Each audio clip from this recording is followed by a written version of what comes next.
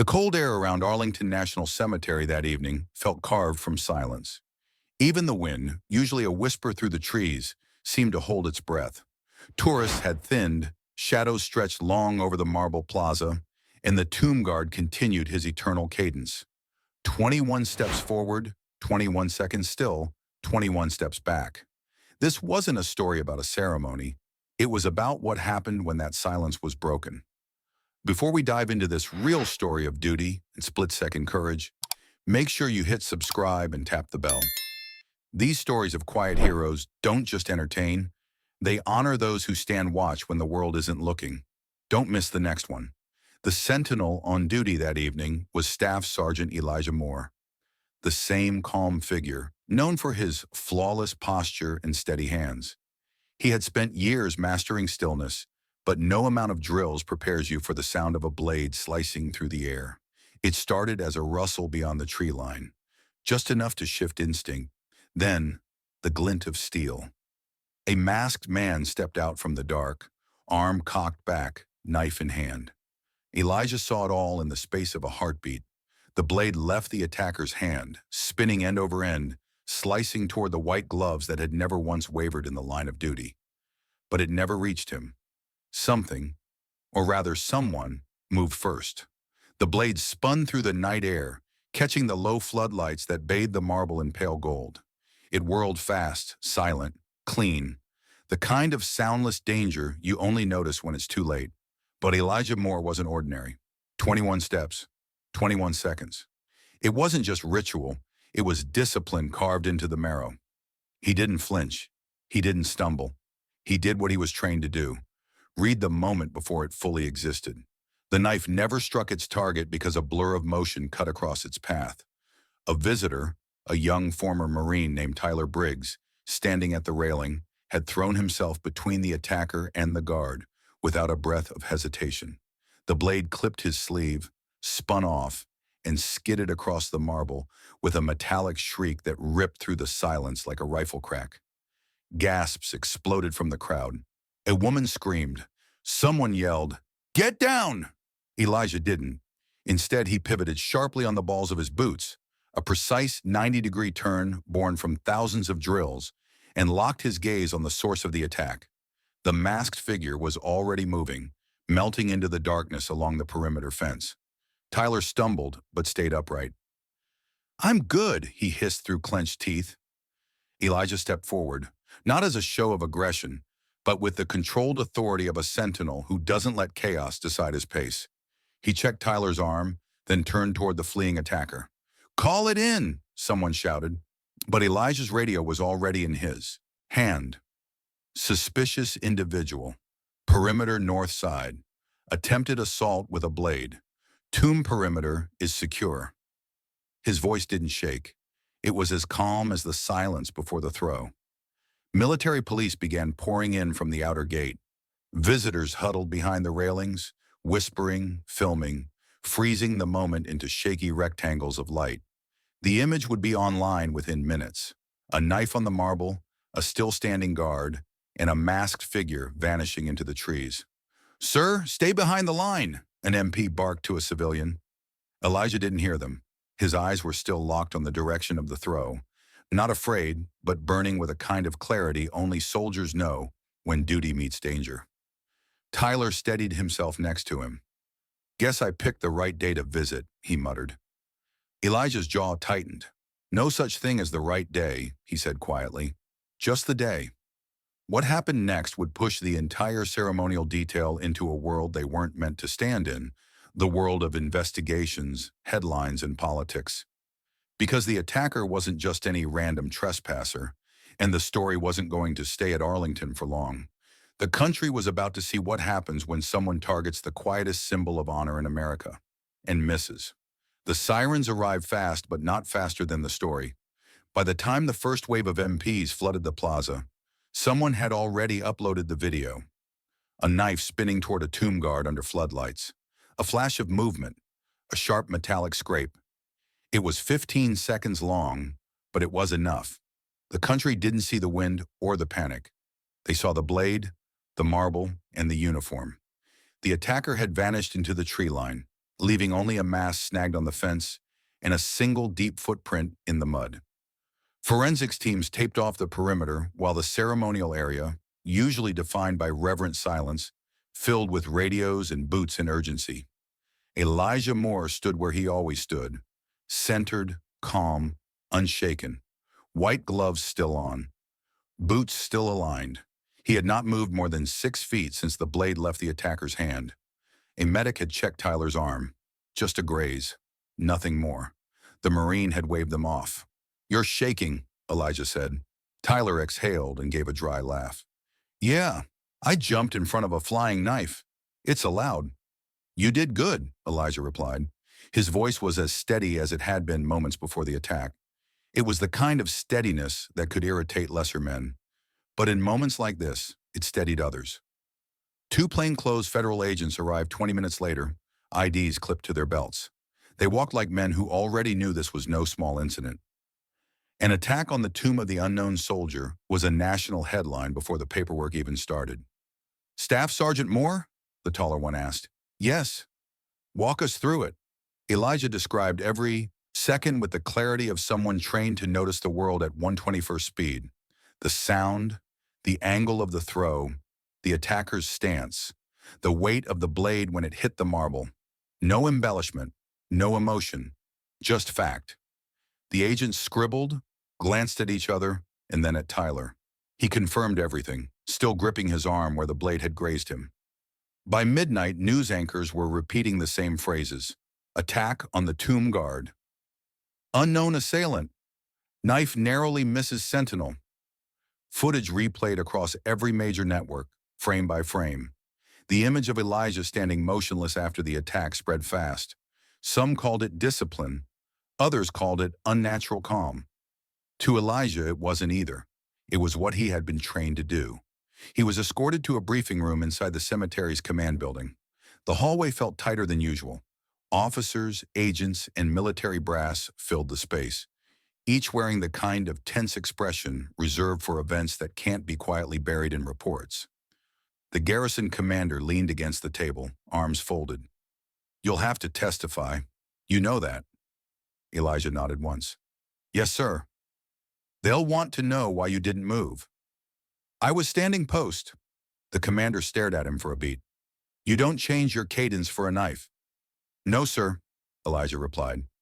A younger officer in the room shifted uncomfortably. "You could have been killed." Elijah met his eyes, not with defiance, but with a kind of quiet certainty. "That's the post." Outside, the plaza was cordoned off by federal agents. Evidence lights cast sharp white beams over the stone. A small crowd of reporters had already formed beyond the gate. Every angle of the attack had been slowed down, analyzed, and replayed. One frame in particular, Elijah standing still as the blade crossed the air, had already become an image larger than the moment itself.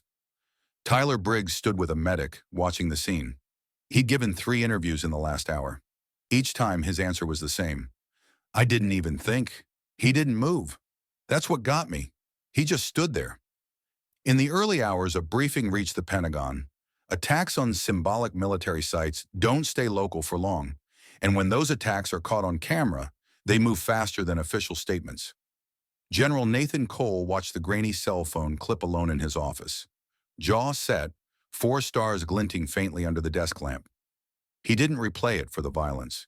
He replayed it for Elijah's stillness. He'd seen that kind of stillness before, on a rain-soaked day 2 years earlier, when Elijah had stood guard during a burial that had shattered a family. His family. The general leaned forward, whispered something under his breath, and picked up the phone. "Get me Arlington Command." Back at the plaza, the attack had become evidence. The attacker, still unidentified, had vanished into the night. But the story was already bigger than a single man with a knife. The tomb guard's stillness had become a symbol. Elijah Moore wasn't looking at a TV screen or reading the headlines. He was back at the mat, standing at attention. For him, the watch didn't end because someone threw a blade. The watch never ends. But he knew, even in that silence, that this time the world was watching too.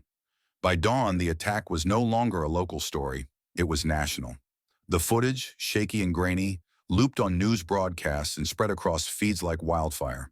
The title was always the same: Masked attacker throws knife at tomb guard. The blade never reached him, but the world did. Cable news anchors dissected the frame-by-frame playback. Pundits speculated about motives. Comment sections filled with theories: terrorism, mental health, protest, conspiracy. None of it mattered to Elijah Moore. He wasn't watching. While the world argued, he was already standing in a windowless room inside Arlington Command, answering questions for the second time. The federal agents were back. This time they had more faces in the room: analysts, military intelligence, even a liaison from the FBI. "Run it again," one agent said, tapping the laptop. The video played on a screen mounted to the wall. The knife arced through the light, spinning like a silver coin. Elijah watched it with the same still expression he'd worn the first time it happened. "You didn't flinch," one of the younger agents said quietly. "You really didn't flinch." Elijah didn't respond. He wasn't here to perform. Tyler Briggs sat in a chair a few feet away, arm bandaged now, answering the same questions for the third time. His answers never changed. "Yeah, I saw him move from the tree line. Yeah, I didn't really think. I just stepped in. No, he didn't yell anything. No, he didn't hit me. Yeah, the guard never moved." The agents glanced at each other after every answer. Tyler noticed. "Why are you looking at each other like that?" The lead investigator cleared his throat. "Because this wasn't random." He tapped the screen where the attacker's figure blurred at the frame's edge. "This wasn't some drunk idiot hopping a fence." He waited. He aimed. Outside the command building, reporters massed along the perimeter. Satellite trucks lined the street. Someone had projected a still frame of Elijah onto a giant LED billboard downtown. White gloves, straight spine, blade frozen in midair. That image had become a symbol faster than anyone could control it. Public opinion fractured. Half the country saw Elijah as a living statue of discipline and courage. Others, more cynical, questioned why a soldier hadn't moved, why there weren't more layers of security. Opinion didn't care about ritual, it cared about spectacle. Inside, the questions shifted from what happened to what it meant. Staff Sergeant Moore, the FBI liaison, asked carefully, "Did you recognize the attacker?" "No." "Any reason someone would target you personally?" "No." The questions kept coming, sterile and precise. Elijah answered with the same rhythm he used for the mat: measured, calm, unbroken. He wasn't playing defense. He was simply holding his line. By afternoon, the attacker's mask and knife had been processed. The knife was clean. No prints, no trace DNA. The mask was a cheap black face covering with nothing inside. No name, no story. A ghost. But it wasn't the evidence that pulled the case out of Arlington. It was the footage. It was the image. Within 12 hours of the attack, congressmen were tweeting, celebrities were posting filtered black and white stills, and the word tomb guard trended worldwide for the first time in history. General Nathan Cole stepped out of a black SUV at the Pentagon entrance at 4:30 p.m. He wasn't walking into a meeting. He was walking into a situation that had already outgrown itself. His aide fell into step behind him. "Sir, Arlington Command reports they've increased perimeter security. The media is calling this an assassination attempt. The White House is monitoring." "Where's Moore?" Cole asked. "Still at Arlington, sir. Cooperative. Quiet." Cole gave a dry half smile. "Of course he is." Elijah was summoned into a briefing room. A colonel, a federal agent, and a Pentagon representative were already waiting. He saluted. The colonel nodded but didn't return it. "This just became federal," the colonel said. "It already was," Elijah replied evenly. The colonel's eyes flicked up just slightly, registering the calm. "You're not wrong. You're also the face of this, whether you like it or not." Elijah didn't answer. He didn't need to. Silence was a language he spoke fluently. "Public wants to hear from the tomb guard who didn't move," the Pentagon rep said. "Interviews, statements, press. This thing has a pulse." Elijah stared at the tabletop. "I'm not here for a pulse. I'm here for the post." Later that night, he returned to the tomb plaza. It was closed to visitors, but the floodlights still burned. The marble still gleamed, and the silence, the sacred silence, remained exactly the same. He walked to the spot where the knife had landed. A thin mark still streaked the stone, barely visible unless you were looking for it. He stood over it and let the sound of the wind and distant night traffic fade until there was nothing left but breath and memory. He whispered under his breath, "The watch doesn't break." Behind him, the colonel approached, his shoes clicking softly against the marble. "They're mobilizing everything around this," he said. "Security, messaging, investigations. You know what's coming." "Yes," Elijah replied. "You don't have to stand here." "Yes, I do." At that moment, somewhere on the other side of the city, a security camera picked up a figure moving through a maintenance tunnel near the cemetery's northern perimeter. The same man, the same gait. The attacker hadn't disappeared. He was circling back. And this time, it wouldn't just be a throw. The second time the masked man came back, the night air carried a different kind of silence. It wasn't ceremonial now. It was expectant. The perimeter was locked down, but Arlington's vastness meant no wall was absolute. The North Maintenance Tunnel was old, barely used, forgotten by most. But the attacker remembered. He moved like someone who knew where the shadows lived. What he didn't know was that Elijah Moore was still on post. The watch doesn't end. A motion alert pinged quietly in the security booth. Two MPs and a shift sergeant squinted at the grainy camera feed. A lone figure in black slid along the fence line like spilled ink. "North Tunnel again," one of the MPs muttered. The sergeant leaned forward. "No one goes near that place without authorization. Send a team." A quick radio call crackled through the stillness. Units began moving. But by the time they reached the gate, the man was already through the wire, and Elijah was already turning toward the sound. He didn't rush. Tomb guards don't rush. He pivoted sharply, eyes narrowing toward the tree line. The air moved differently there, a rustle too deliberate to be wind. "Staff Sergeant," an MP whispered, jogging toward him. "Command wants you inside." Elijah didn't move. "No. Sir, protocol. This is the post." The MP froze. There was something in Elijah's voice. Not defiance, but the kind of calm that belongs to people who have already decided what they are willing to stand for. A shadow broke loose from the trees. The masked attacker was faster this time. Knife already in hand, no hesitation. He wasn't here to make a statement. He was here to finish something. The world compressed into a few measured beats. 21 steps, 21 seconds. A rhythm Elijah had lived longer than most men had held a job. The attacker lunged. Elijah didn't step back. He stepped forward. Controlled. Exact. One fluid movement. Not a reaction, but a precision strike in its own quiet way. He caught the attacker's wrist mid-swing, twisted just enough to redirect the blade, not out of panic, but with the same precision he used to shoulder a ceremonial rifle. The knife clattered across the marble. This time, there was no Tyler to intercept it. Elijah had done it himself. The MPs closed in seconds later, tackling the man to the ground. Flashlights flooded the plaza. Radios barked. The attacker's mask was ripped away to reveal a gaunt face, pale eyes, and the kind of expression that doesn't belong to a stranger, but to someone who chose to be here. "Clear," an MP shouted. Elijah stepped back, breathing measured. No shaking, no adrenaline tremors. His gloves were still clean, his boots still aligned with the mat. He had never stopped standing his post. Not for the first attack, not for this one. One of the MPs glanced at him. "You didn't even flinch." Elijah's reply was soft. "I don't flinch."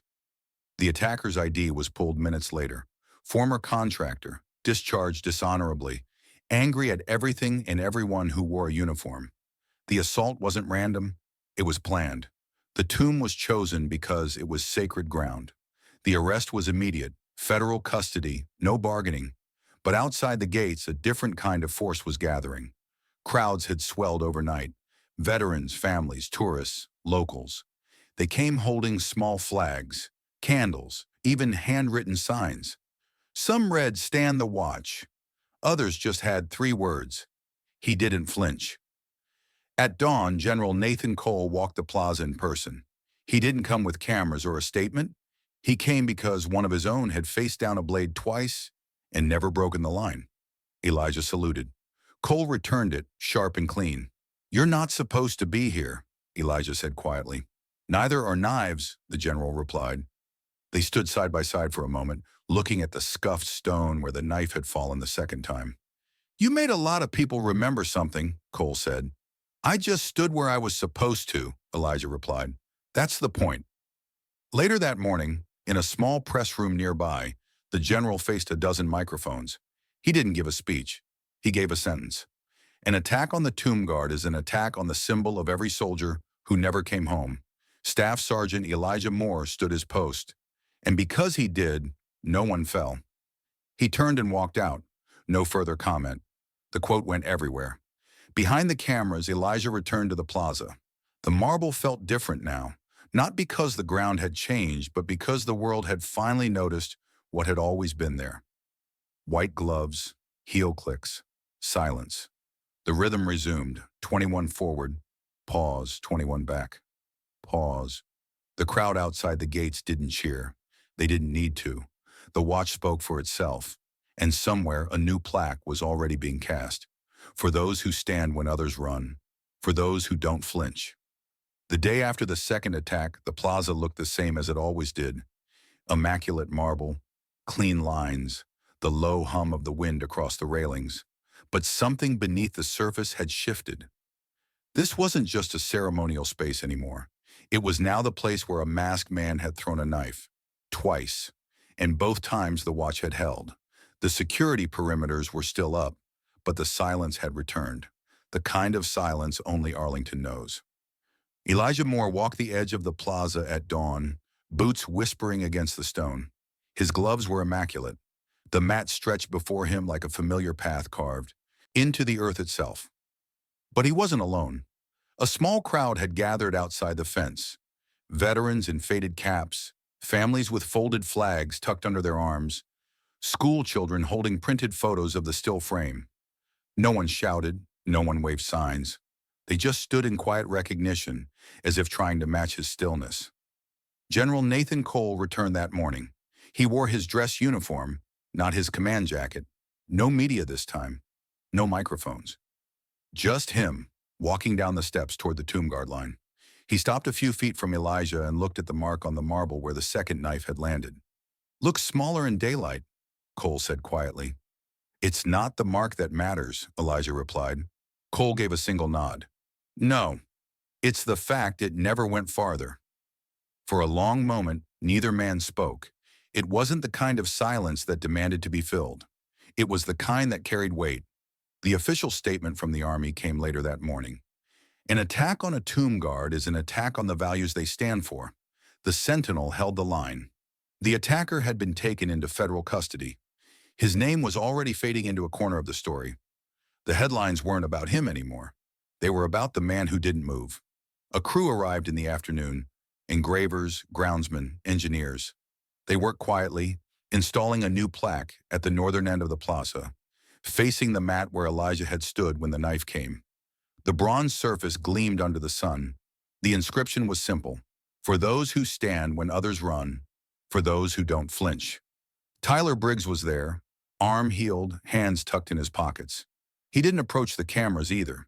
He didn't need to. People recognized him anyway. He just stood there, watching the engraving take shape. Later that night, when the floodlights bathed the plaza in gold again and the tourists had long gone, Elijah walked his post. 21 forward, pause, 21 back, pause. The rhythm was unchanged. The world around it, however, was not. His breathing matched the cadence. He could still hear the faint metallic ring of the knife hitting the marble in the back of his mind. Not as fear, not as trauma, as proof. Proof that discipline can be louder than chaos if you hold your line long enough. Outside the gates, a father and his young son stood in the dark. The boy whispered, "Is that the man from the video?" His father lowered his voice. "Yes, that's him."